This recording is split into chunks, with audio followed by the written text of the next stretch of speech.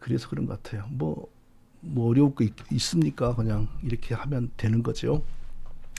자, 오늘은 순종하신 하나님의 종이라는 제목으로 고난주간 종려주의를 맞아 예수님이 우리를 어떻게 구원하셨는가 하는 것에 대해서 초점을 맞추어서 설교하고자 합니다.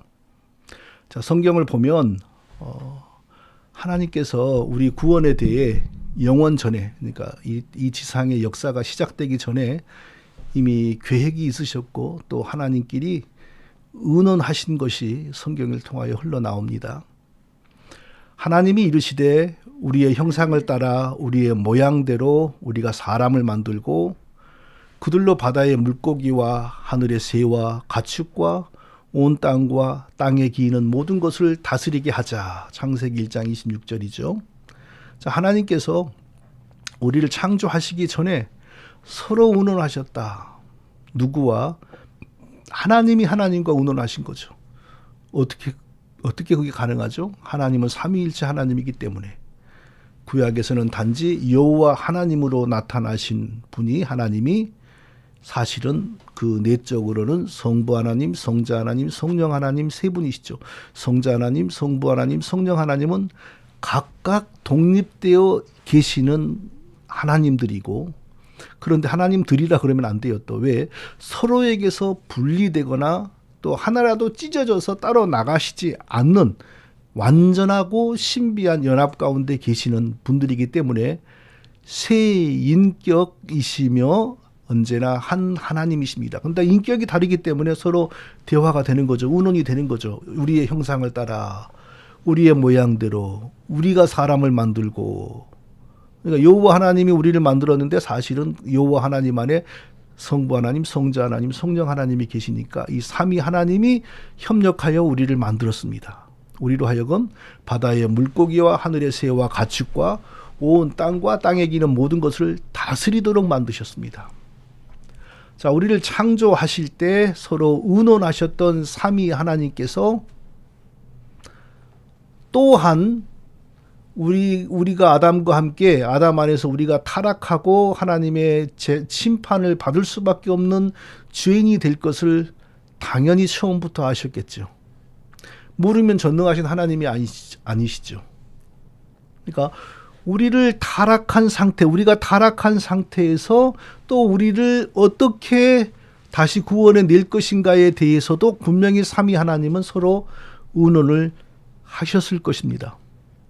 그런데 그 부분은 성경에 명확하게 나오지 않습니다. 그럼에도 불구하고 타락한 자기 백성들, 죽은 죄인들을 어떻게 다시 살려 하나님을 찬송하는 백성이 되게 할 것인지에 대해서 서로 삼위 하나님 안에서 의논과 협력과 어떤 계획을 세우셨다는 것은 그것을 추론할 수 있는 내용이 성경에 분명히 나옵니다. 자, 예를 들자면 예수님께서 아버지께서 내게 하라고 주신 일을 내가 이루어 아버지를 이 세상에서 영화롭게 하였사오니, 이렇게 말했어요. 요한복음 17장 4절. 아버지께서 내게 하라고 주신 일을 내가 이루어. 그냥 와서 예수님이 알아서 뭐 하고 싶은 대로 하시는 것이 아니고, 성자 하나님께서는 성부 하나님, 아버지께서 성부 하나님이 나에게 하라고 주신 일, 내게 맡기신 일들을, 내게 부탁하신 일, 나에게 명령하신 일을 내가 이루어서 성부 하나님을 세상에서 영화롭게 하였습니다. 이렇게 지금 말씀하고 있습니다. 또 제자들을 위해서 기도하실 때 이렇게 기도했습니다. 내가 그들을 위하여 비옵나니 내가 비옵는 것은 세상을 위함이 아니요 내게 주신 자들을 위함이니이다. 그들은 아버지의 것이로소이다. 요한복음 17장 9절. 내게 주신 자들을 위함이니이다. 그들은 아버지의 것이로소이다. 예수님이 제자들을 불러서 기르고 양육하고 구원해 내셨는데 사실은 그들은 누구의 것이라고요? 아버지의 것. 아버지가 자기 백성으로 택하신 자들을 아버지가 구원해 내라고 그들을 예수님에게 맡겼다는 것입니다. 그러니까 철저히 타락한 백성들 가운데 하나님 백성을 생산하시는 일도 성부 하나님, 성자 하나님, 성령 하나님 사이에 의논이 있었고 또 서로 의견의 일치, 협약이 있었다 하는 것을 우리가 짐작할 수 있어요. 그런 일이 없었다면 하나님 삼위 하나님 사이의 영원전에 그런 일이 없었다면 성경에 이런 내용들이 나올 수가 없습니다. 일반적으로 처음 창조 때는 삼위 하나님이 어떻게 협력하여 일하셨나 하면 이렇게 일반적으로 설명이 됩니다. 성부 하나님께서는 창조를 계획하시고 작정하셨습니다. 성자 하나님께서는 아버지 성부 하나님의 계획과 작정을 실제로 집행하시고 실행하셨습니다. 그러니까 이 사람과 세상의 만물을 실제로 만드시는 분은 성자 하나님, 성자 하나님이 사람이 되어 예수 그리스도가 되었으니까 예수 그리스도, 성자 하나님 또는 예수 그리스도가 실질적 창조주이다, 이렇게 이해를 할 수 있는 거예요. 그러면 성령님은 무슨 일을 하셨냐? 성자 하나님이 성부 하나님의 뜻을 따라 계획을 따라 집행하여 창조해낸 만물이 성부 하나님이 의도하는 질서와 기능을 가지고 계속 유지되고 보존되게 하는 일을 하셨다, 이렇게 일반적으로 설명을 합니다. 자, 그렇다면 타락이 일어난 후에 이제 모든 인류가 죽었잖아요. 이 죽은 인류 가운데 하나님 백성을 생산하는 일에 대해서는 삼위 하나님께서 어떻게 운원하시고 어떻게 하시기로 협력 또는 계획 또는 의견의 일치, 그런 게 있었을까요? 일반적으로 이렇게 추측이 됩니다. 추측이 된 게 아니고 성경을 통하여 확실하게 이것을 알 수 있어요. 성경 여러 부분을 통하여 성부 하나님께서는 죄로 죽어버린 인류 가운데 자기를 섬기며 영원히 행복을 누리고 자기와 함께 살 백성을, 소수의 백성을, 전체 죽은 인류 가운데 소수를 택하셨습니다.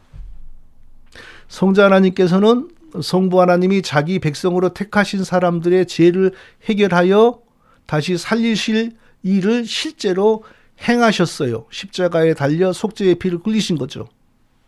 성령 하나님은 성자 하나님이 성부 하나님의 뜻을 따라 성부 하나님이 택하신 사람을 살려내기 위하여 행하신 일, 즉 십자가의 피 흘리심이죠. 그 성자 하나님이 행하신 일을, 십자가의 피의 복음을 성부 하나님이 택하신 자들에게 전파하고 그 성부 하나님의 택하심을 받은 자들이 믿게 하심으로 다시 살아나는 하나님 백성이 되게 하셨다. 이렇게 삼위일체 하나님이 타락한 백성을 어떻게 다시 살릴 것인가, 그렇게 서로 운운하셨다라고 전체 성경을 볼 때 그렇게 추론이 되는 겁니다. 성경에 그렇게 분명한 문장으로 나오지는 않습니다. 자, 성경에 분명한 문장으로 나오지는 않지만 분명히 삼위 하나님이 우리 죽은 백성, 죽은 인류 가운데 우리를 살려내기 위하여 그런 운운을 하셨다는 것은 확실하게 추론됩니다. 성부 하나님은 범죄하여 죽은 인류 가운데 자기의 백성을 택하시고 성자 하나님은 성부께서 택하신 자를 살리실 가장 중요한 일을 행하시고 십자가에 달리시는 일, 성령 하나님은 성자 하나님이 행하신 일을 성부 하나님이 택하신 자들에게 전파하여 믿도록 역사하심으로 믿음으로 의롭다함을 얻고 다시 살아 하나님을 섬기는 하나님 백성이 되게 하셨다. 자, 이게 삼위 하나님이 하신 일이죠. 그런데 자, 그 가운데 우리를 살리시는 일을 가장 중요한 일, 어느 것 하나 중요하지 않은 것 없지만 가장 중요한 죄값을 갚으시는 일, 십자가에 달리시는 일, 그렇게 하심으로 우리를 구원해 낼 근거를 만들어내신 예수님, 성자 하나님이 하신 일을 간단히 요약하면 뭐라고 말할까요? 줄여서 말하면 아버지께 순종하셨다라고 말할 수 있습니다. 성자 하나님은 우리의 구원을 위해 자신이 해야 될 일의 핵심이 뭐냐? 그걸 어떻게 이해를 하셨냐? 성부 하나님이 짠 계획과 작정에 맞추어서 자기 할 일을 하시는 것이, 즉 성부 하나님의 뜻에 순종하는 것이 자기의 할 일이다라고 늘 이해하고 계셨음을 성경을 통하여 알 수 있습니다. 자, 요한복음 17장 1절 2절입니다. 예수께서 이 말씀을 하시고 눈을 들어 하늘을 우러러 이르시되 아버지여 때가 이르러 싸우니 아들을 영화롭게 하사 아들로 아버지를 영화롭게 하게 하옵소서. 아버지께서 아들에게 주신 모든 사람에게 영생을 주게 하시려고 만민을 다스리는 권세를 아들에게 주셨음이로소이다. 길지요? 그런데 이것도 무슨 뜻입니까? 요약하면 성자 하나님이 세상에 오셔서 사람이 되어 세상에 오셔서 그냥 뭐 되는 대로 좀 심한 말로 닥치는 대로 이 일 저 일 벌리시는 게 아니고 아버지 하나님이 정하신 대로 계획하시는 대로 아버지 하나님이 택하신 자들을 구원해내기 위하여 아버지 하나님이 하라고 하신 일들을 성실하게 순종함으로 감당했다. 이 내용입니다. 그러니까 사람이 되신 성자 하나님 예수 그리스도는 자기가 지상에서 해야 할 일이 뭐냐? 아버지 하나님, 성부 하나님의 뜻과 계획에 철저하게 순종하는 것이라는 사실을 너무나 잘 인식하고 계셨다는 것입니다. 어느 정도로 아버지 하나님의 뜻에 순종해야 한다라고 늘 인식하고 계셨냐 하면 누가복음 22장 42절에서 이렇게 나오지요. 이르시되 아버지여 만일 아버지의 뜻이거든 이 잔을 내게서 옮기시옵소서. 그러나 내 원대로 마옵시고 아버지의 원대로 되기를 원하나이다. 잡혀서 죽으시기 직전이죠. 오늘 밤입니다. 그리고 내일은 처형, 내일 새벽에 내일 아침에 새벽에 재판받고 내일 아침 9시경에 십자가에 달리게 됩니다. 그러니까 지금 뭐 한 10시경이죠. 10시경에 마지막으로 기도하셨어요. 그러니까 한 인간으로서 마지막으로 기도한 거예요. 마지막으로 한 인간으로서 눈앞에 닥친 죽으심이 얼마나 두렵고 괴로웠으면 아버지여 만일 아버지의 뜻이거든 이 잔을 내게서 옮기시옵소서. 이 잔 십자가에 달려 피 흘리고 죽는 거죠. 모든 사람들의 조롱거리가 되어 십자가에서 우리가 그림에 보면 그래도 무슨 조그만 천으로 중요한 부분을 가리기라도 했지만 실제로는요. 십자가에 달기 전에 다 벗겨버려요. 사람을 그냥 발가벗겨서 십자가에 달리는 거예요. 군사 반란이 일어나면 별 4개, 3개 그런 거 상관없이 뭐 대령, 소령 이런 사람들이 잡아다가 고문해 버리잖아요. 제일 먼저 뭐라고 하냐면 사령관님 또는 장군님 별을 떼어드리겠습니다. 그리고 별을 뗍니다. 그때까지는 점잖아요. 사령관님 신발을 벗으시기 바랍니다. 그리고 좋은 신발 벗기고 고무신 신기고 사령관님 계급장 떼어드리겠습니다. 거기까지는 좋게 해요. 그리고 다 떼고 나면은요. 야 임마 똑바로 앉아 이렇게 나가요. 그러면 내가 별을 달고 있을 때 계급장 달린 군복을 입고 있을 때야 내가 좀 심한 말로 뭐 장군으로서 사령관으로서 폼이 잡히죠. 그러나 다 벗겨놓으면 아무것도 아니에요. 이등병만도 못해요. 예수님도 마찬가지예요. 우리도 마찬가지고 아니 고문을 당해도 그래도 신사적으로 해주면 낫죠. 그런데 발가벗겨버리고 십자가에 발가벗겨서 매달아버리고 천하에 그런 조롱이 어디 있습니까? 죽을 때 그래도 좀 곱게 죽도록 뭐 천이라도 덮어주는 게 아니라 발가벗겨서 공중에 달려서 죽게 만드는 거예요. 그런 조롱과 멸시와 천대가 한 인간 예수 그리스도 육체로서 얼마나 두렵겠습니까? 그래서 아버지의 뜻이거든 이 잔을 내게서 옮기시옵소서. 그러나 내 원대로 마옵시고 아버지의 원대로 되기를 원하나이다. 자기가 사람이 되어 사람의 몸을 입고 지상에 온 그 목적이 뭔지를 이 순간에도 기억하고 계시는 거예요. 성부 하나님이 택하신 자들을 구원해 죄에서 건져내어 살리기 위하여 그들의 죄값을 갚는 이 치욕의 잔, 고난의 잔, 괴로움의 잔을 아버지의 뜻이라면 내가 마시겠습니다. 아버지의 뜻이거든 이 잔을 내게서 옮기시옵소서. 끝까지 아버지의 뜻이라면 순종하겠습니다. 라고 고백하며 기도한 것입니다. 오늘 본문 한 사람이 순종하지 아니함으로 많은 사람이 죄인이 된 것 같이 한 사람이 순종함으로 많은 사람이 의인이 되리라. 로마서 5장 19절. 자, 로마서 5장 19절도 모든 사람이 죽게 된 이유는 그 한 사람의 불순종, 아담이죠. 처음의 사람 아담의 불순종의 문제. 반대로 하나님이 택하신 모든 사람, 근데 여기서 그냥 모든 사람이 아니고 하나님이 택하신 모든 사람이 의인이 되게 된 이유도 하나님이 그 아담을 대신하여 순종의 종으로 보내신 하나님의 친아들 성자 하나님의 순종 때문이라고 말하고 있습니다. 자, 성자 하나님이 우리를 어떻게 구원하셨는가? 그러면 우리는 흔히 피 흘리심으로 구원하였습니다. 우리 대신 고난을 받으심으로 구원하셨습니다. 우리 대신 저주를 받았습니다. 다 맞는 얘기예요. 그것을 전부 포괄하여 두 글자로 말하면 순종입니다. 어떻게 성자 하나님은 우리를 구원하셨는가? 하나님의 뜻에 순종하심으로, 하나님의 작정에 순종하심으로, 하나님의 계획에 순종하심으로 우리를 구원하셨습니다. 예수 그리스도의 순종에 대해서 세 가지로 좀 자세히 살펴보고 설교를 마치겠습니다.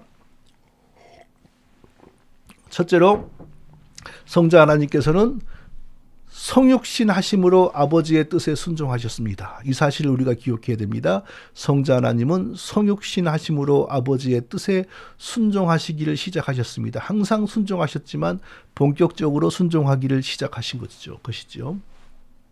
자, 우리 모두가 아담과 함께 죄에 떨어져서 영원히 죽은 이유는 우리의 조상 아담이 하나님께 불순종했기 때문입니다. 자, 많은 사람들은 아담이 그 범죄한 것을 하나님의 율법을 어긴 것이다 라고 말을 합니다. 그러나 그것은 잘못된 겁니다. 그때는 사실 율법이라는 것도 있지 않았을 때입니다. 죄가 율법이 있기 전에도 세상에 있었으나 율법이 없을 때에는 죄를 죄로 여기지 아니하느니라. 로마서 5장 13절. 죄가 율법이 있기 전에도 세상에 있었다. 율법과 죄, 어떤 것이 세상에 먼저 있었냐? 죄가 먼저 있었습니다. 그리고 율법은 나중에 죄가 죄라는 것을 지적하여서 죄 문제를 해결하시는 예수님을 등장시키기 위하여 나중에 모세를 통하여 율법이 왔습니다. 그런즉 율법은 무엇이냐? 범법함으로 더하여진 것이라. 갈라디아서 3장 19절. 여기서 범법함으로, 죄를 지었으므로 더하여진 것이라. 더하여졌다, 이것은 나중에 추가되었다 이거예요. 처음 창조 때에는 율법이란 것이 없었어요. 그러나 인간이 범죄함으로 죄인을 일단 더 죽이는 형식으로 예수님을 통하여 살려내기 위하여 나중에 추가된 것이다. 뭐가요? 율법이 이렇게 말을 하고 있습니다. 하나님이 처음 창조하실 때 자연 속에다가 율법을 심겨놓아서 그 자연 속에 있는 율법이 아담의 마음으로 전해졌다. 이런 것은 비성경적입니다. 이게 장로교의 핵심 심장부에 있는 비성경적인 신학이고 청교도들의 비성경적인 신학입니다. 세상에 자연 속에서 율법이 있었다. 이것은 성경의 가르침이 아니고 당시 중세 그 무렵에 이 세상에서 일어난 자연법 사상입니다. 모든 자연 속의 모든 만물에게는 생겨날 때부터 나름대로의 존재 방식이 내장되어 있다. 그 내장되어 있는 존재의 법이 사람이 만드는 법에 우선한다. 이건 자연법 사상으로 생겨난 이론이지 성경이 가르치는 그런 율법 이론이 아닙니다. 인간의 범죄가 있고 난 후에 인간을 위해 대신 저주받는 그리스도를 통하여 구원하시기 위하여 그리스도를 등장시키기 전에 먼저 너희는 죽어야 할 죄인이다 라는 일을 하기 위하여 율법이 온 겁니다. 내가 이것을 말하노니 하나님께서 미리 정하신 언약을 430년 후에 생긴 율법이 폐기하지 못하고 그 약속을 헛되게 하지 못하리라. 갈라디아서 3장 17절이죠. 미리 정하신 언약이란 하나님이 자기를 믿는 아브라함에게 주신 언약을 말합니다. 아브라함이 자기를 믿자 하나님은 아브라함의 일생의 소원인 아들 문제를 약속하십니다. 내가 너에게 반드시 아들과 자손을 주겠다. 그리고 이 가나안 땅을 너의 후손에게 완전히 줄 것이다 라고 약속을 주시고 아브라함에게 짐승들을 잡아 둘로 쪼개어 양쪽으로 벌려놓으라고 하고 그리고 그 언약을 보증하는 차원에서 하나님이 친히 그 가운데로 통과하십니다. 자, 짐승들의 쪼개어진 사체 사이로 하나님이 통과하신다. 이것은 하나님이 아브라함에게 주신 언약의 내용에 하나님의 목숨을 건다 이겁니다. 하나님이 이루어내지 못하면 그렇게 짐승들처럼 죽겠다 이 뜻입니다.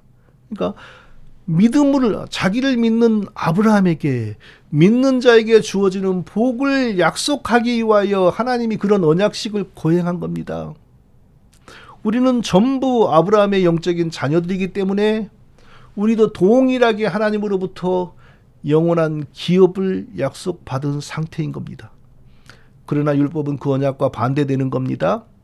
율법은 하나님의 복과 기업을 누리기를 원하면 사람에게 열심히 노력하고 힘을 다하여 행동하라고 합니다. 그러니까 율법은 그 아브라함이 받은 언약과 완전히 반대예요. 그러나 성경은 뭐라고 합니까? 아브라함보다 430년 뒤에 온 지금까지 율법이 어떻게 믿음의 법을 대체하겠느냐 이랬어요. 자, 아브라함보다 430년 뒤에 나타난 율법 두 가지 의미가 있죠. 첫째로는 하나님이 아브라함을 통해 우리에게 주신 믿음의 법, 믿음의 복은 나중에 등장한 율법으로 대체되지 않는다.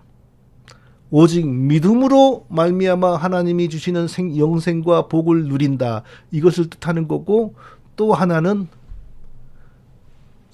진짜 율법이라고 하는 것은 430년 뒤에 나타난 것인데, 그 뒤에 나타난 율법에 의하여 하나님이 아브라함이 벌려놓은 짐승의 사체들 사이로 통과하면서 주신 그 언약이 흔들리지 않는다 이 뜻입니다.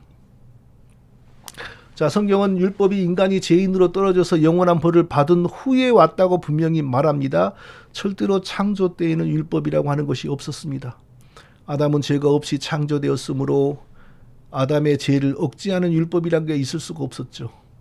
만일 율법이란 게 정말 있었다면 하나님께서는 모든 죄를 지울 수 있는 실질적인 죄인을 창조하신 것이 됩니다. 그러면 아담을 죄인으로 만들었다면 뭐가 돼요? 다 뒤죽박죽되죠. 말도 안 돼요. 그러니까 자, 그러면 아담이 하나님께 범한 죄를 어떻게 설명해야 될까요? 하나님과 맺은 언약을 배반한 반역죄로 설명을 해야지 가장 옳습니다. 하나님은 아담을 창조하시고 자기 백성으로 모든 복과 은혜 가운데 창조하시고, 그리고 에덴 동산에 생명나무를 지시하면서 저 생명나무가 내가 너에게 주는 언약의 상징이다. 내가 내 백성으로 살고, 그리고 나는 영원히 너를 지키고 복을 주는 너희 하나님으로 있기로 언약하자. 그리고 아담과 하나님이 인격적으로 동의를 한 거예요. 그리고 생명나무를 하나님이 그 증거로 제시하면서 너는 영원히 나의 백성이 되기로 하고 나는 너의 영원한 하나님이 되기로 하자라고 언약을 했어요. 그러니까 아담은 언제나 생명나무 안에서 살아야 돼요. 생명나무 안에서 살아야 된다. 이 말은 문학적인 표현이죠. 뭐냐면 하나님의 언약 안에서 살아야 된다. 하나님은 나를 자기 백성으로 지으셨고 자기를 섬기는 백성으로 영원히 살라고 내게 명하시고 나와 그렇게 언약하셨다. 내가 하나님 백성으로 살면 하나님이 영원히 내게 복을 주시는 하나님이 되기로 언약하셨다. 생명나무가 그 증거다. 나는 생명나무 안에서 살아야 된다. 이렇게 늘 생각하고 살았으면, 늘 그렇게 묵상하고 살았으면 문제가 안 되죠. 근데 왜 선악과를 묵상을 합니까? 선악과는 생명나무의 의미를 파괴하는 용도로 하나님이 세워둔 거예요. 나를 섬기는 게 정말 싫으냐? 싫어질 때가 오겠느냐? 그러면 선악과를 범함으로 생명나무의 의미를 파괴하라. 그러나 선악과를 너가 먹으면 정령 죽을 것이다라고 경고를 했어요. 그러나 아담은 교만하여져서 하나님의 경고는 우습게 들리고 반대로 그건 거짓말이야. 너가 그렇게 언약을 파기하면 너는 죽는 것이 아니라 이제 하나님과 똑같아지게 독립된 하나님이 되는 거야 라고 말한 사단에게 그만 속았어요. 그래서 언약을 파기한 죄로 영원히 저주받고 죽은 것입니다. 자, 그 언약에서 하나님이 아담에게 요구한 것을 간단히 말하면 즐거이 하나님을 섬기라는 것입니다. 즐거이 하나님을 섬기라는 그 언약의 요구에 충실하면 굳이 부활을 하지 않아도, 굳이 심한 말로 예수님이 오셔서 죽고 부활하지 않아도 죽음이 없는 몸으로 지금까지 살면서 우리처럼 삼겹살도 먹고 우리처럼 라면도 먹고 그러면서 자식을, 하나님 백성을 무한히 생산하여 여기까지 왔을 것입니다. 하나님이 반드시 아담을 부활의 몸으로 만들려고 계획했다라는 것은 거짓말입니다. 아담이 범죄하여 죽지 않았다면 예수님이 오셔서 대신 죽고 부활하시는 그런 일이 없었어요. 부활하지 않아도 범죄하지 않고 하나님의 언약을 배반하지 않았다면 영원히 지금까지 자식을 낳은 수많은 하나님 백성을 낳으면서 우리처럼 라면도 먹고 삼겹살도 먹고 짜장면도 먹어가면서 그렇게 지금까지 행복하게 하나님 백성으로 살고 있을 겁니다. 그러나 불순종했습니다. 하나님을 섬기라는 언약의 요구에 불순종했고 반대로 언약을 깨트리는 신호탄인 선악과를 범하여 하나님께 패역한 백성이라는 사실을 스스로 증거하여 죽게 된 것입니다. 아담과 함께 불순종하여 죽은 우리를 위해 성부 하나님은 성자 하나님에게 아담과 달리 아버지의 뜻에 영원히 순종함으로 우리를 구원해내라고 요청하셨습니다. 그리스도께서 우리를 구원하시는 방법은 아버지 하나님의 뜻에 언제나 완전하게 순종하는 것이었습니다. 가장 먼저 불순종한 아담과 동일한 모습의 사람이 되어야 한다는 아버지의 뜻에 순종하셨습니다. 자, 인간의 범죄는 하나님과의 언약을 파기한 범죄이므로, 이것이 원죄이므로 인간의 구원은 이 언약을 복원하는 모습으로만 일어나야 합니다. 먼저 언약을 파기한 죄값이 인간으로부터 하나님께 지불되지 않으면 언약을 복원할 길은 없습니다. 왜냐하면 아담과 그의 모든 후손들은 언약을 파기한 당사자들이기 때문에, 또 지금 우리 살고 있는 우리 모두는 언약을 파기한 아담의 후손들이고 그 안에 있었던 사람들이기 때문에 우리는 결코 언약을 파기한 죄값을 하나님께 갚을 수가 없습니다. 모두가 아담의 죄에 물들었기 때문입니다. 그래서 아담이 언약을 파기한 죄값을 하나님께 갚기 위해서는 기존 인류에 속하지 않는 새로운 사람이 필요한 겁니다. 그래서 성부 하나님은 성자 하나님에게 기존 인류에 속하면서도 속하지 않은 새로운 사람이 되어 세상에 가라고 요청하신 것입니다. 성자 하나님은 신성이십니다. 신성은 몸과 피와 눈물과 고통과 아무것도 없습니다. 그러니까 다니엘과 세 친구가 풀무불에 빠졌을 때 성자 하나님은 불 속에서 유유히 거닐고 계셨던 것입니다. 뜨거운 것이 없습니다. 차가운 것이 없습니다. 신성에게는. 그러니까 신성은 죄로 죽은 자기 백성들의 죄값을 갚을 수가 없습니다. 그래서 성자 하나님은 사람의 몸과 피와 영혼을 가지셔야 했습니다. 왜냐하면 그래야만 아담의 죄값을 대신 갚을 수가 있기 때문입니다. 여러 번 설명했죠. 어떻게 신성이신 성자 하나님이 사람이 되셨는가. 성령께서 기존의 인류에 속하지 않은 새로운 사람을 마리아의 태중에 잉태시켰습니다. 그 사람은 아버지의 유전을 받지 않았으므로 기존의 인류의 머리가 되는 아담과는 무관한 사람입니다. 그래서 아담의 언약 파괴죄에 연루되지 않았습니다. 아버지 없이 태어났으므로 죄의 유전도 받지 않았습니다. 그래서 그 사람의 마음과 영혼에는 죄의 오염이 없습니다.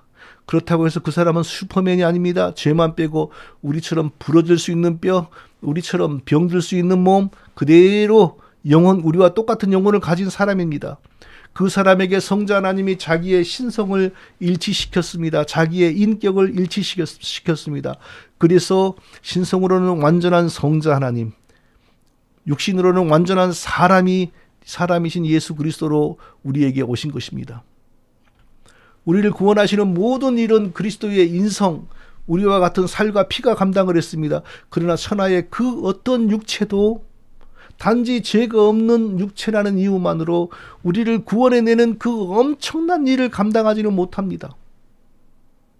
누구의 육체라도, 심지어는 죄 없는 성자 하나님의 육체라도 연약하기 때문에 우리 대신 아담과 우리의 죄값을 지불하고 우리를 구원하는 일을 홀로 자기의 능력으로 감당하지 못합니다. 하다가 중도에 포기할 수밖에 없습니다. 그러므로 성자 하나님의 신성이 자기의 인성을 붙드셨습니다. 잠시도 떠나지 않았습니다. 성자 하나님의 신성의 능력과 권능과 지혜가 그리스도의 인성과 함께 하셨으므로 13살인가요? 성전에 나가서 그 박사들하고 얘기할 때 13살짜리가 하는 대답이 그 예루살렘의 박사들을 넣어서 감당할 수 없는 말이었던 것입니다. 왜 그랬을까요? 단순히 성령으로 충만해서가 아니라 성자 하나님의 신성의 지혜와 능력이 그 인성에 함께 하셨기 때문입니다. 그 인성이 우리 아담과 우리의 하나님의 언약을 파기한 죄값을 다 감당하실 수 있도록 붙드신 것입니다. 비록 몸이 그 모든 일들을 감당하셨지만 성자 하나님의 신성이 잠시도 떠나지 아니하고 함께 하시고 붙드셨기 때문에 성자 하나님이 친히 우리를 위하여 피 흘리시고 성자 하나님이 친히 우리의 죄값을 갚으셨다라고 말할 수가 있는 것입니다. 이것이 바로 성자 하나님이 아버지 하나님께 순종함으로 이루어내신 구원입니다. 그냥 예수님의 인성이 성령으로 충만하여 그렇게 하신 것이 아닙니다. 우리와 동일한 사람의 몸을 입으라는 아버지 하나님의 뜻에 성자 하나님이 순종하셨습니다. 성자 하나님께서 그 요구에 순종하지 않았다면 우리의 구원은 일어나지 못합니다. 육체가 없는 천사가 우리의 죄값을 대신 갚을 수 있는 것이 아니고 피와 살을 가지지 않은 어느 신성이 그 일을 할 수 있는 것이 아닙니다. 불순종한 아담과 동일한 살과 피를 가진 상태에서 아담과 우리의 죄값, 하나님의 언약을 배반한 그 죄값을 감당할 수가 있는 것입니다. 성자 하나님은 거기에 순종했습니다. 자, 우리와 같은 사람의 몸을 입으신 성자 하나님의 마음과 심정을 한번 생각해 보십시오. 피조물의 살과 피와 영혼에게 자기를 완전히 일치시킨 그 성자 하나님이 얼마나 불편하시고 얼마나 낮아지셨는지를 우리가 생각해야 됩니다. 자, 신성이 피조된 육체와 영혼을 가지게 된 것과 우리의 인격과 우리의 영혼이 지렁이와 일치되고 뱀과 일치가 된 것을 한번 비교해 보세요. 어느 것이 더 심각한 비하일 것 같습니까? 얼른 생각하면 지렁이와 내가 일치되면 내가 더 심각하게 비하된 것이고 뱀과 내 영혼이 일치가 되면 내 영혼이 뱀과 함께 사는 거죠. 뱀이 내가 되는 거죠. 그럼 내가 더 심각하게 비하된 것이 아닌가? 틀렸습니다. 그런 근본 하나님의 본체시나 하나님과 똑같은 분, 창조주가 자기가 지은 피조물, 뱀이나 지렁이나 우리는 다 피조물이잖아요. 피조물 가운데 서열이 있을 뿐이지. 그러나 피조물과 창조주 사이는 넘어설 수가 없잖아요. 뱀과 지렁이와 사람은 피조물 안에서 1단계, 2단계, 3단계 하나는 만물의 영장, 하나는 미물 이거잖아요. 그러니까 신성이신 하나님이 피조물의 육체와 살과 피와 영혼을 자기 몸으로 취하시는 게 훨씬 더 비하되는 것입니다. 그렇지만 우리의 구원을 위하여 성자 하나님은 기꺼이 그 성부 하나님의 뜻에 순종하셨습니다. 그리하여 우리가 구원을 받은 겁니다. 이와 같이 성자 하나님이 성부 하나님께 순종하심으로 우리를 구원했다는 사실을 성도님들이 꼭 기억하시기를 바랍니다. 또 둘째로 사람이 되신 성자 하나님은 항상 하나님을 경배하고 섬기라는 하나님의 뜻에 전적으로 순종했습니다. 처음에 아담은 하나님을 섬기라고 자기가 창조되었다는 것을 알면서도 교만해져서 스스로 하나님처럼 되고자 또 그렇게 사단의 유혹을 즐겁게 믿다가 기어이 하나님과의 언약을 배반했습니다. 그러니까 항상 하나님을 섬기는 백성이 되라는 하나님의 뜻에 불순종한 것입니다. 자, 우리가 구원받기 위해서는 아담의 이 불순종이 치유되어야 합니다. 그냥 예수님이 달랑 십자가에 달려 죽으신다고 되는 것이 아닙니다. 우리말에 상쇄라는 단어가 있습니다. 상쇄.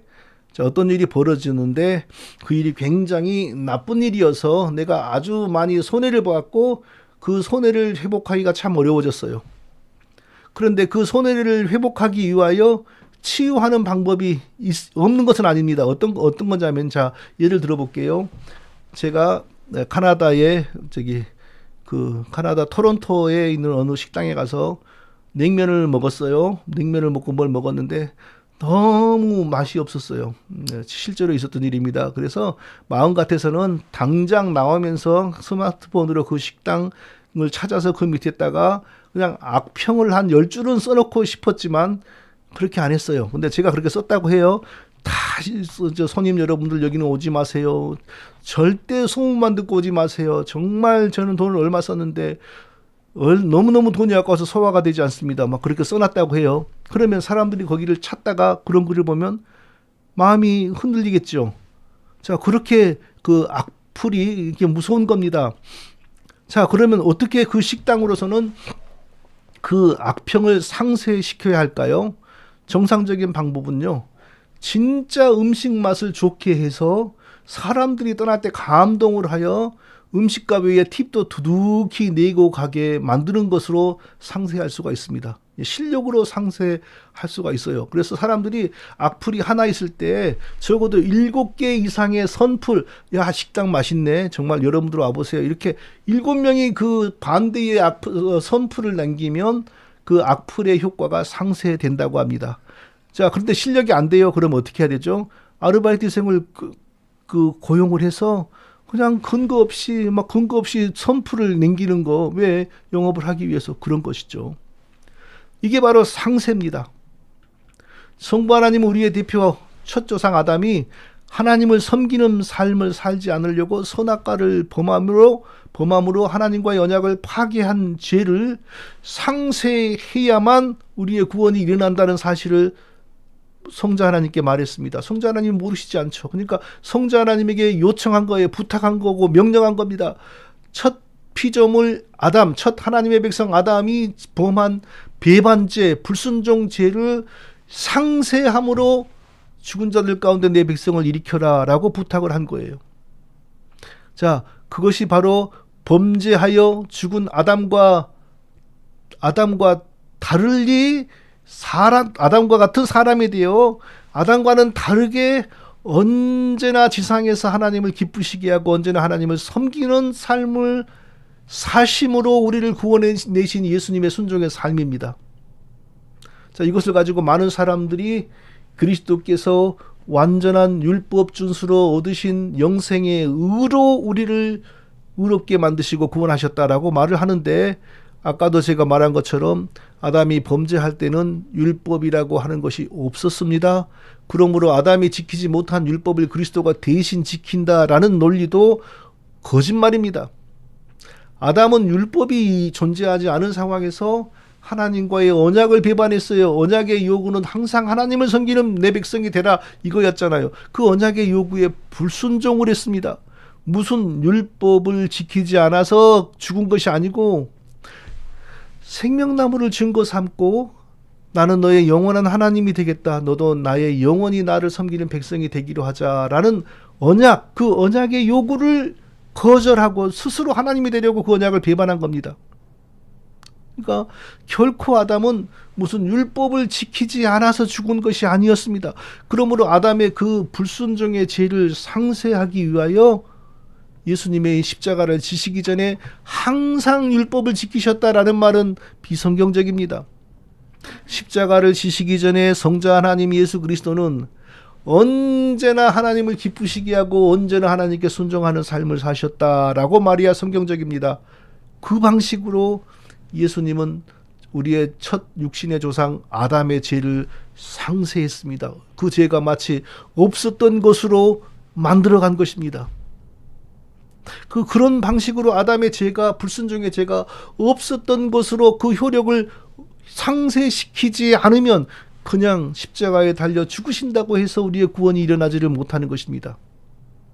자, 그래서 성자 하나님이 이제 사람이 되어 씌어서 세상에서 공생애를 시작할 때 제일 먼저 무슨 일을 시작했습니까? 성령이 곧 예수를 광야로 몰아내신지라 광야에서 40일을 계시면서 사탄에게 시험을 받으시며 들짐승과 함께 계시니 천사들이 수종 들더라. 마가복음, 마태복음 1장 12절 13절입니다. 자, 요단강에서 구약의 마지막 선지자 요한에게 세례를 받음으로 공생애가 시작이 되었는데, 시작되자마자 하신 일이 뭡니까? 성령에 의하여 광야로 이끌려 가셨습니다. 뭐라 그랬습니까? 몰아내신지라. 왜? 사탄에게 시험 받으러. 왜 성자 하나님이신 예수 그리스도가 사탄에게 시험을 받아야 됩니까? 사탄의 시험을 받아 하나님을 배반한 첫 아담, 우리의 조상 아담의 죄를 상쇄시키기 위해서였습니다. 우리의 조상이며 우리 언약의 대표인 첫 아담은 성자 하나님이 시험받은 광야하고는 비교할 수 없는 좋은 곳에서, 마치 호텔 같은 곳에서 살았습니다. 에덴 동산을 우리가 본 적은 없으나 거기는 질병이 없습니다. 먹기 위해서 노동할 필요도 없습니다. 인간을 공격하는 맹수도 없습니다. 지진도 없습니다. 전염병도 없습니다. 지상천국이었습니다. 하나님만 섬기면 됩니다. 그런데 그런 엄청난 삶의 은혜에 만족하지 못하고 이제 기어이 하나님의 자리까지 차지하게 하려고 교만을 품고 그 하나님의 언약을 배반했습니다. 바로 그 지독한 아담의 불순종의 죄를 상쇄해야만 우리의 구원이 일어나기 때문에 성령께서는 성자 하나님의 성육신자 예수 그리스도를 공생애가 시작된과 동시에 광야로 내몰았어요. 광야에서 마귀에게 그 첫 아담을 시험했던 그 마귀에게 시험 받으라고 내몰았습니다. 마귀가 또 그를 데리고 지극히 높은 산으로 가서 천하 만국과 그 영광을 보여 이르되 만일 내게 엎드려 경배하면 이 모든 것을 내게 주리라. 마귀는 처음에 아담을 넘어뜨리고서 하나님이 아담에게 주신 그 피조 세계를 다스리고 관리하는 권세를 아담에게서 빼앗았습니다. 그리고 그것을 예수님에게 보여주면서 나에게 절하라, 나에게 경배하라, 나를 섬겨라, 그러면 이것을 다 너에게 주겠다 유혹했습니다. 처음 아담에게는 하나님이 된다, 하나님을 배반하면 너도 하나님 된다라고 유혹했고, 두 번째 아담으로 오신 예수님에게는 나를 섬겨라, 그러면 이 세상 모든 영광을 너에게 준다라고 유혹을 했어요. 마귀가 준다는 것에 우리는 절대로 속으면 안 됩니다. 준다고 해서 다 주는 것 아니요, 영원히 주는 것 아닙니다. 자, 마귀의 일이 앞장을 서는 그 무속인들이나 많은 사람들 보면 이 세상에서 잠시 반짝이는 성공이 있는 것 같기도 합니다. 그러나 그 성공은 결코 길게 가지 않습니다. 죽을 때는 얼마나 비참하게 죽는지 모릅니다. 그게 마귀의 속성입니다. 마귀를 섬기면서 얻는 대가는 잠시 반짝이는 즐거움이고 그 끝은 결코 오래 가지 않습니다. 그리고 더 비참하게 몰락합니다. 특별히 유별난 연예인들 보세요. 유별난 가수들, 그냥 노래를 부른 게 아니라 마치 무슨 사탄에게 제사 지내는 듯한 퍼포먼스를 하는 그 락 가수들, 뭐 그런 사람들 있지 않습니까? 그 끝을 보세요. 얼마나 비참하게 죽는지 모릅니다. 사탄아 물러가라 기록되었을 때 주 너의 하나님께 경배하고 다만 그를 섬기라 하였느니라. 예수님은 그런 마귀의 유혹을 확실하게 오직 하나님만 섬기는 것이 나의 할 일이고 나의 본분이다라며 물리쳤습니다. 첫 번째 아담의 죄를 완전히 상쇄하고 계십니다. 첫 번째 아담은 하나님만 섬기라고 하던, 선악과 절대 안 먹으면 안 된다고 하던 거짓말이야. 너도 하나님처럼 될까봐 하나님이 시기한 거야. 먹으면 너도 하나님 돼. 그러니까 하나님의 경고는 믿어지지 않고 마귀의 유혹은 정말 믿어진 거죠. 그래서 마귀의 유혹대로 먹었어요. 선악과를 먹으면 하나님의 언약을 파괴한다라는 신호탄이란 걸 알면서 먹었어요. 그러니까 영원히 저주받았죠. 그러나 두 번째 아담 예수 그리스도는, 성자 하나님 예수 그리스도는 조금도 유혹받지 않냐고, 흔들리지 않냐고, 사단아 물러가라, 하나님만 섬기는 것이 나의 본분이다 라며 물리쳤습니다. 자, 그렇게 공생애를 시작할 때부터 처음에 아담의 죄를 상쇄하시며 시작했고 이후에 내내 언제나 하나님의 뜻에 순종했습니다. 자, 한 번은 전도하러 갔을 때 배가 고프지요? 당연히 전도하러 가보세요. 배가 고프지요? 때 되면 어디 뭐 음식이 항상 차려져 있는 것도 아니고, 그래서 제자들이 어렵게 어디에 가서 음식을 준비해 와서 예수님께 잡수시도록 권했습니다. 그때 예수님께서는 음식을 먹지 않으면 이렇게 말씀하셨습니다. 예수께서 이르시되 나의 양식은 나를 보내신 이의 뜻을 행하며 그 일을 온전히 이루는 이것이니라. 요한복음 4장 34절입니다. 나의 양식은 아버지께서 내게 하라고 하는 일에 순종하는 것이 바로 나의 양식이다. 그러니까 아버지께 순종하는 것이 밥을 먹는 것보다 더 즐겁고 행복한 일이었던 것입니다. 예수님에게는. 이 정도로 예수님은 처음에 공생애를 시작할 때부터 내내 하나님께 순종하는 것을 최고의 기쁨으로 여기며 사셨던 것입니다. 그래서 달랑 죽으심으로만 그 피로 우리의 죄값을 갚으신 것이 아니고 사는 동안 내내 처음 아담과 달리 언제나 하나님을 기쁘시게 해드리고 언제나 하나님께 순종하심으로 아담의 죄를 상쇄시키심으로 하나님의 마음의 기쁨을 넘치도록 드리신 것입니다. 이것이 예수님이 우리를 구원하신 방법이었습니다. 자, 셋째로 사람이 되신 성자 하나님은 하나님께 반역하여 죽은 죄인은 하나님께 반역한 죄인은 반드시 죽어야 한다는 하나님의 법의 요구를 따라 대신 죽으라는 아버지의 뜻에 순종하셨습니다. 그리스도께서 아무리 순종하는 삶으로 하나님을 기쁘시게 해 드릴지라도 그것만으로는 우리가 의인되지 못합니다. 오늘은 왜 제가 이렇게 물을 마시나요? 특별하게 몸에 문제는 없습니다. 염려하지 마십시오. 제가 이렇게 물을 마시면 꼭 저에게 목사님 당 체크해 보세요. 그렇게 연락을 주시는 분이 계세요. 근데 저 당 높지 않습니다. 관리되고 있는 수준입니다. 약 안 먹고도. 자, 그리스도가 십자가의 죽으심으로 우리를 죄에서 건져내시고 또 그리스도께서 하나님을 기쁘시게 하는 순종의 삶으로, 정확하게 말하면 완전히 율법에 순종하는 삶으로 우리를 의인으로 만들었다. 그런 이론은 거짓 이론입니다. 우리의 의인됨은 오직 그리스도의 죽음으로부터 나옵니다. 십자가로부터 우리의 의인됨이 나옵니다. 의롭게 되는 것에 반대는 죄 있는 상태 또는 죽으라 하는 율법의 저주 아래 놓여진 상태입니다. 의롭게 되는 것과 반대되는 상태는 율법의 저주 아래 있는 상태입니다. 또 의로운 사람으로 인정된다는 것에 반대는 죄에 대한 책임이 있는 상태라는 것입니다. 그러니까 죄책과 칭의는 반대되는 겁니다. 의롭게 되는 것에 반대는 율법의 저주 아래 있는 것입니다. 자, 우리는 다 아담 안에서 죄에 대한 책임을 가진 상태로 태어났습니다. 죄에 대한 책임을 가진 상태의 인간은 반드시 죽어야 합니다.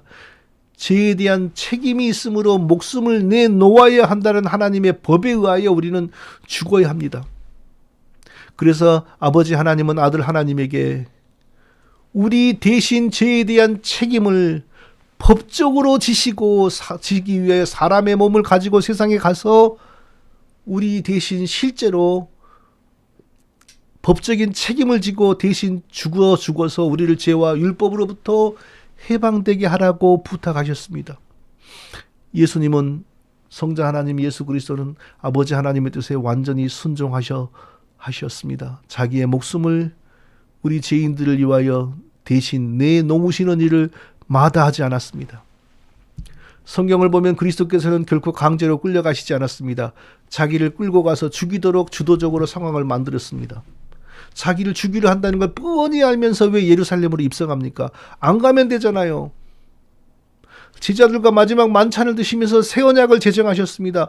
그리고 딴 데 가면 되잖아요. 그런데 자기를 잡으러 오기 좋도록 겟세마네 동산으로 가서 기도를 합니다.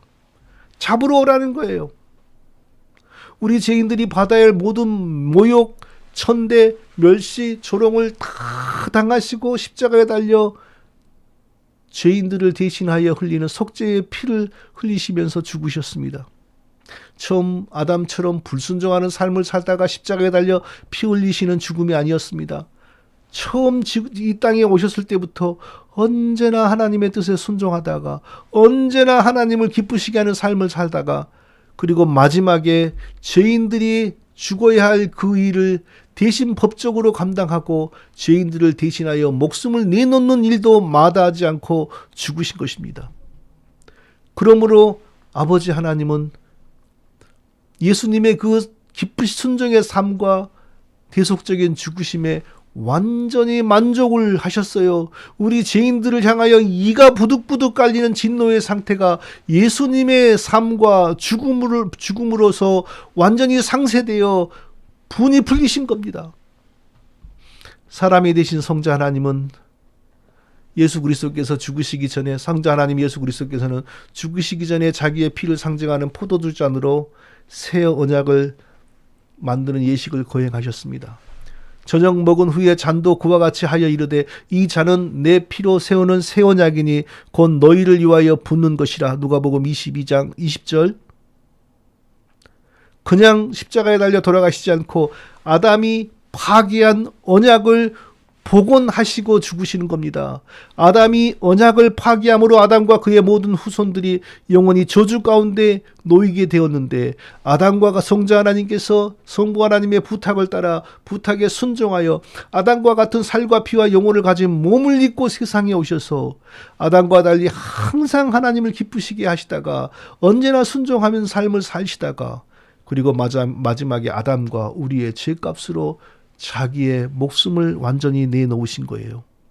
그리고 그 피로 처음에 아담이 파기한 옛 언약을 대체하는 새 언약을 만드시고 죽으셨어요. 자, 순종하신 예수 그리스도의 영이신 성령이 우리에게 지금 와 계십니다. 우리는 예수님을 닮는 하나님의 자녀들이 되어야 합니다. 그렇게 되게 하시려고 성령을 예수 그리스도의 영으로 우리에게 보내신 것입니다. 순종하는 것이 그리스도의 피로 새 생명을 얻은 성도들의 특징입니다. 힘쓰고 노력해서 순종하는 것이 아니고, 그리스도를 믿고 성령을 받고 하나님 백성이 된 사람은 하나님을 기쁘시게 하는 삶을 살고 순종하는 모습을 보이도록 하나님이 만들어 놓았습니다. 사랑하는 모든 성도님들과 저에게 예수님이 순종하는 삶으로 언제나 하나님을 기쁘시게 해드렸던 것처럼, 예수 그리스도의 이름으로 우리에게 오신 성령, 예수의 영으로 오신 성령을 따라 사는 우리도 항상 하나님을 기쁘시게 해드리는 순종의 삶을 날마다 더 넘치도록 살아가시기를 예수님의 이름으로 축원드립니다. 거룩하신 아버지 하나님, 성자 하나님 예수 그리스도께서 우리를 구원하시기 위하여 하나님의 뜻에 완전히 순종하시고 언제나 순종하심으로 하나님을 기쁘시게 하다가 마지막에는 죄인들을 대신하여 목숨을 내놓으라고 하는 아버지의 뜻까지 다 기꺼이 순종하여 목숨을 내놓으신 것을 우리가 가슴 깊이 알고 깨닫습니다. 이제 그리스도의 영으로 성령을 받은 우리도 예수님처럼 순종하는 삶을 살고 언제나 하나님을 기쁘시게 하는 마음과 생각과 결정을 할 수 있도록 더욱더 우리를 붙드시고 성령으로 충만케 하여 주시옵소서. 예수님의 이름으로 기도합니다. 아멘. 찬송가 305장입니다.